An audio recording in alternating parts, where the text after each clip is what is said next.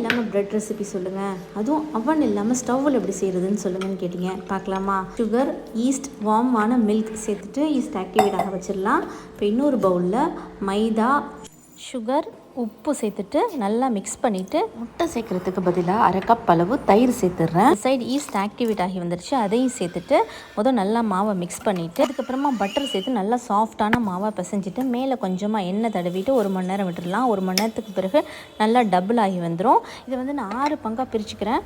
உங்களுக்கு எத்தனை பங்காக பிரித்தா வசதியாக இருக்குமோ பிரிச்சுக்கலாம், இல்லை சிங்கிளாக கூட வைக்கலாம். இந்த மாதிரி பிரித்து வைக்கும் போது நம்மளுக்கு ஈஸியாக இருக்கும். இந்த மாதிரி நல்லா வளர்த்துட்டு ஃபோல்ட் பண்ணிவிட்டு மறுபடியும் ரோல் பண்ணி அந்த எண்டை நல்லா சீல் பண்ணிட வேண்டியதான். அவ்வளோதான். இந்த மாதிரி எல்லாத்தையும் நான் ரெடி பண்ணி வச்சுக்கிட்டேன். ஒரு இதில் 4 வச்சுருக்கேன், ஒரு இதில் 2 வச்சுருக்கேன்.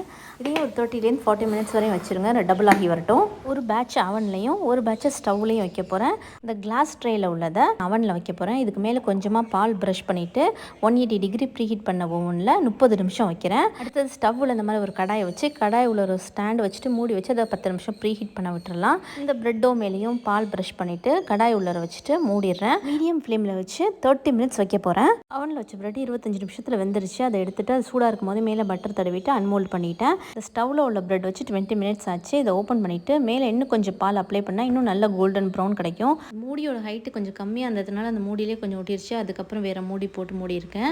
இப்போ இந்த அவனில் வச்சு இந்த பிரெட் நல்லா ஆறி இருக்குது. இதை கட் பண்ணி காமிக்கிறேன் பாருங்கள், எவ்வளோ சாஃப்டாக இருக்குன்னு. நல்லா அப்படியே வெயிட்லெஸ்ஸாக செம்ம சாஃப்டாக இருந்துச்சு.